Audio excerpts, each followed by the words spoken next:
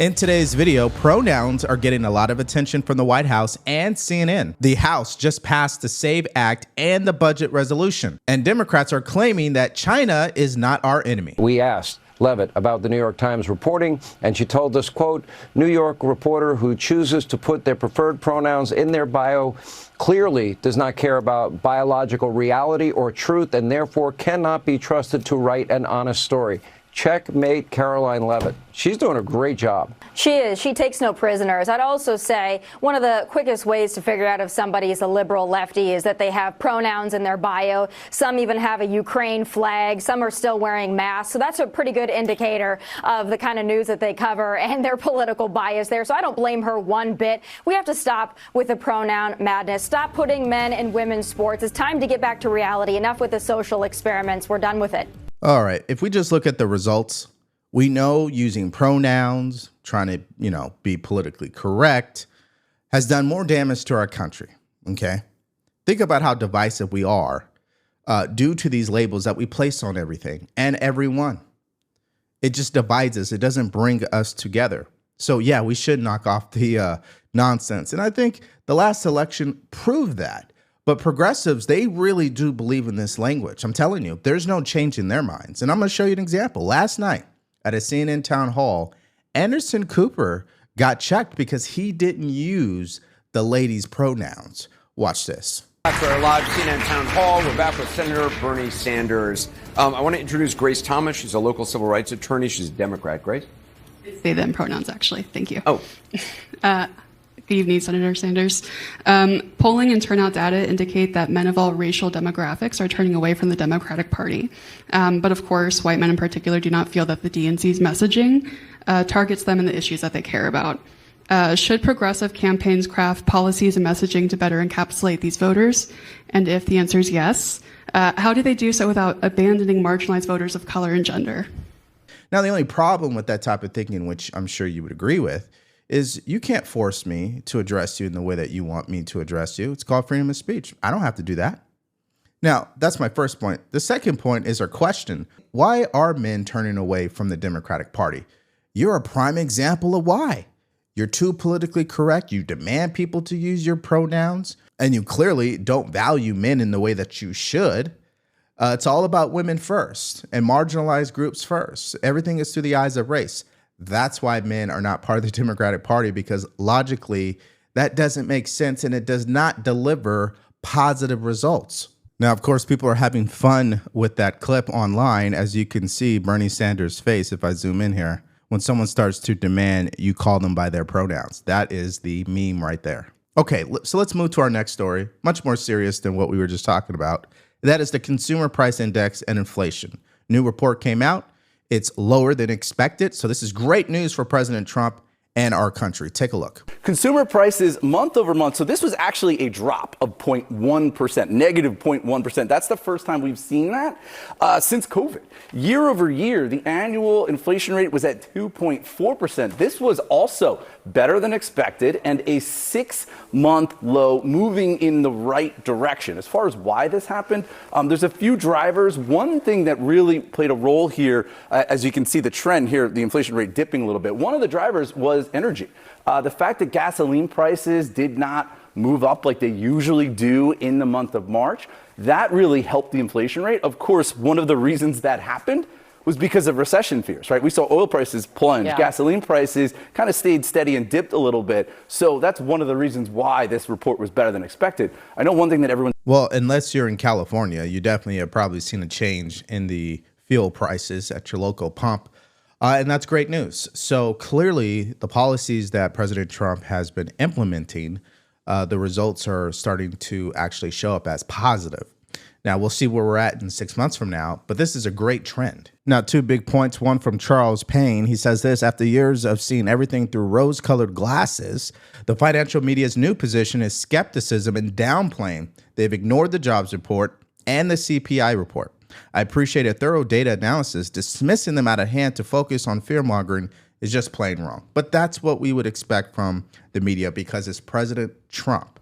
Now, Joe Concha said this: Just an observation, but all the people saying that Trump is wrecking the economy are going to have some trouble explaining the last jobs report and the current inflation report, or lack thereof. All right, now let's go to our next story, which is positive news once again. It's a great day, actually. The House just passed two things. One, the budget resolution, which makes the Trump tax cuts permanent. Secondly, the SAVE Act, which requires proof of citizenship to vote in our elections. Now, here's Speaker Johnson moments before the vote took place. I'm happy to tell you that this morning I believe we had the votes to finally adopt the budget resolution so we can move forward on President Trump's very important agenda for the American people. Our big, beautiful bill has to reflect all of that, and so it is big, and it involves a lot of areas of policy, and so it requires a lot of close coordination. Our two chambers are directly aligned also on a very important principle, and that is the principle of fiscal responsibility. We are the party that delivers and ensures that.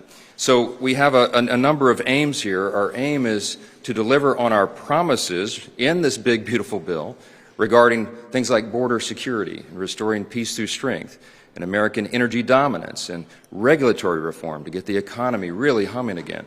And of course also tax relief, tax reductions. We have to make the tax cuts permanent, and that's all involved and enveloped in this big effort, and all the other promises and priorities we made. So the total vote tally was 216-214. The two Republicans that voted no were Thomas Massie and Victoria Spartz. So no surprise there, because Thomas Massie literally votes no on every single budget bill. And the president did congratulate the House for the passage of the bill. He says that this sets the stage for one of the greatest and most important signings in the history of our country. Among many other things, it will be the largest tax and regulation cuts ever contemplated. Make America great again. Now, here's what Chuck Schumer had to say moments after the House passed the budget resolution. Now, a few moments ago, House Republicans plowed ahead on a morally and financially bankrupt plan to gut Medicaid while cutting taxes for billionaires. Republicans did just what their boss told them to do. They closed their eyes and voted for a bill knowing damn well it will explode the deficit by $52 trillion and kick millions off health care. They voted it knowing damn well that American families lose and billionaires win. They voted for it knowing damn well it would gut critical investments for the American people. All right, so that's what Chuck Schumer had to say. No surprise. They're going along with the same talking points as usual, which is Republicans are gutting entitlement benefits in order to give tax cuts to their billionaire friends. Now, financially, it doesn't work. It doesn't add up. There's no feasible way to even prove that, even if it was the truth, technically. And they're not actually connected, but it doesn't matter. This is the narrative that they're running with. Now, another story that we're going to move to next is at the same time, the SAVE Act was also voted on. This is in regards to making sure people have proof of citizenship when they vote in our elections, which is a common sense thing. However, here's what some Democrats had to say. In Georgia, over half of the population doesn't have a passport, and our driver's licenses, even the real ID, doesn't prove citizenship. This bill could force Georgians to pay more than $700 million just to register to vote. Y'all, that's the poll tax, plain and simple, and it's blatant voter suppression. Voter suppression by any other name. Election integrity was not an issue that my colleagues have been pushing until Donald Trump told them that they should be pushing this issue.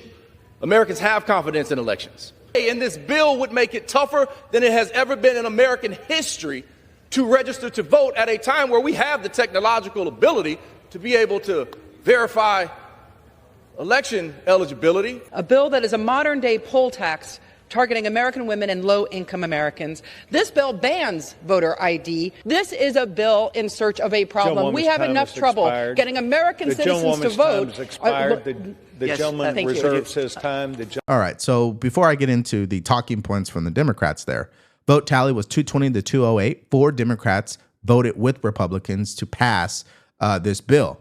Now, it still needs to go to the Senate, and we'll see what happens there. Now, in regards to what the Democrats were saying, there is no hardcore data, numbers, or statistics, even studies that supports the idea that this is voter suppression, that this will prevent women from voting in elections, and that this is a poll tax. Now, listen to this take. It's going viral from a Republican, Congressman Steele, he provides a very straightforward reason why this bill should be passed. Take a look. Mr. Speaker, I view that as insane.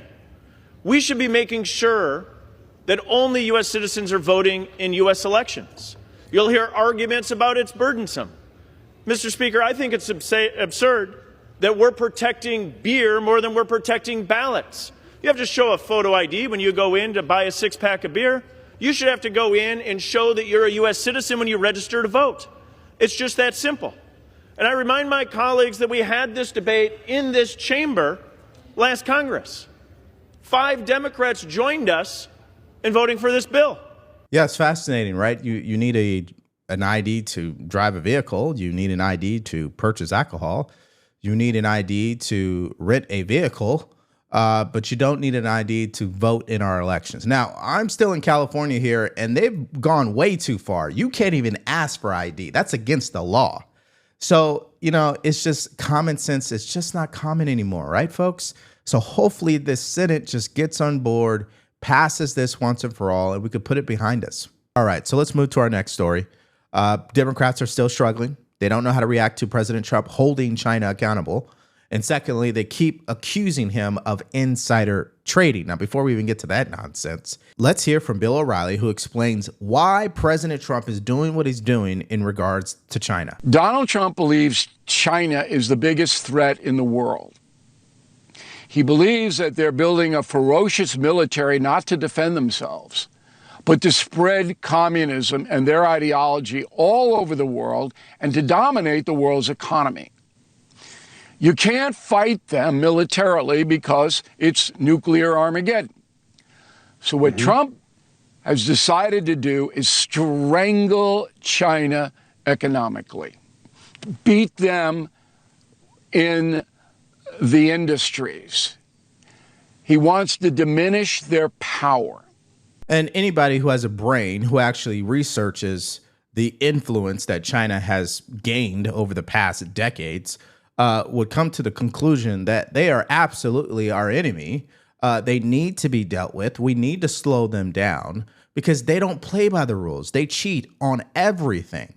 Now, don't tell liberals that because they believe China is not our enemy. They're just our biggest trading partner. Take a look at this. Trade is asymmetrical with China. We imported over 439 billion products from China. We exported over 140 billion from China. Their own foreign ministry has said we will not flinch. We will not genuflect to a bullying government. I respectfully disagree. You, though, Tiffany, that we rely so much on an adversary to make most of our goods? Listen, whether it bothers me or not is irrelevant. I'm dealing with reality. It is important, but this is what it is. Why does it have to be the reality that we are dependent on so many things to come out of our biggest adversary in the world? They are the enemy, and we should not be dependent on them. But no, they are not our enemy. They're our biggest trading partner. And if we make earth minerals and you don't. All right, 3 things. Number 1, they're definitely our enemy. Everybody knows that.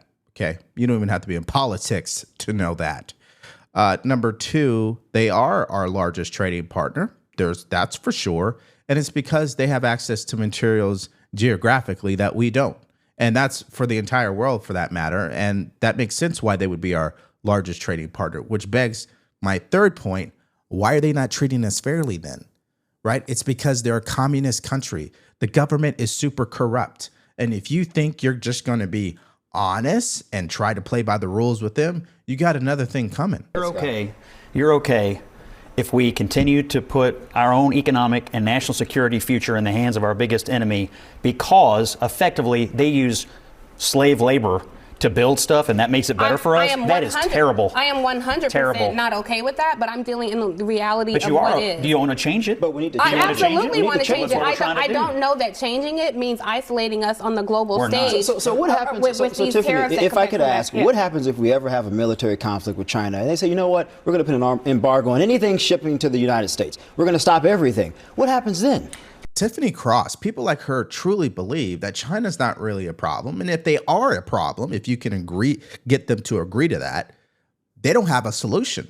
They don't even want to wreck their brains on finding a solution because they don't want to make the hard decision. They'd rather focus on social justice things, gender inequality, pronouns, the like, right?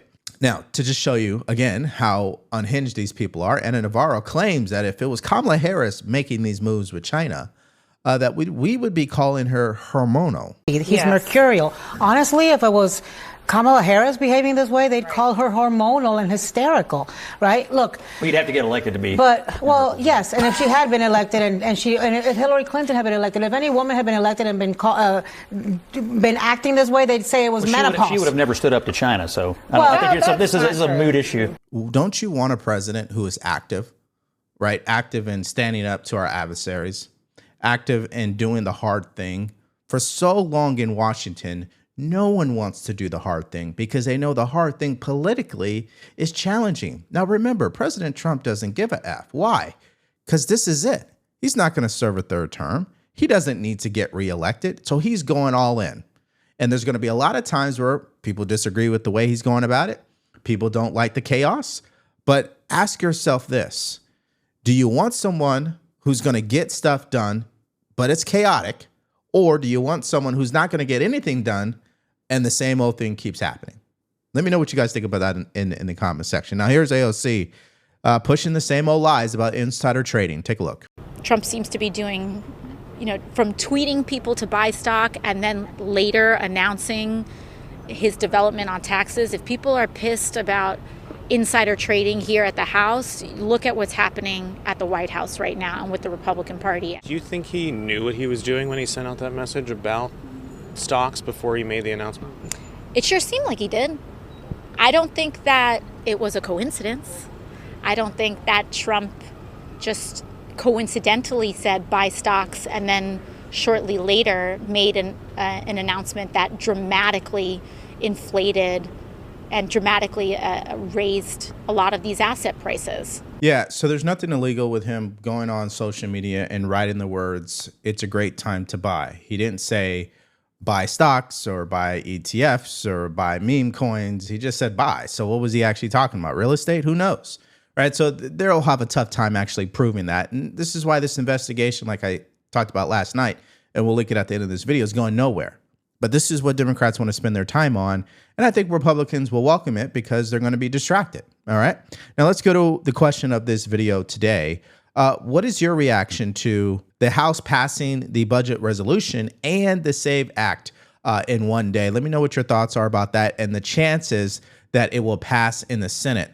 Put your answers in the comment section below. Now, I ended this video with a clip about the insider trading investigation.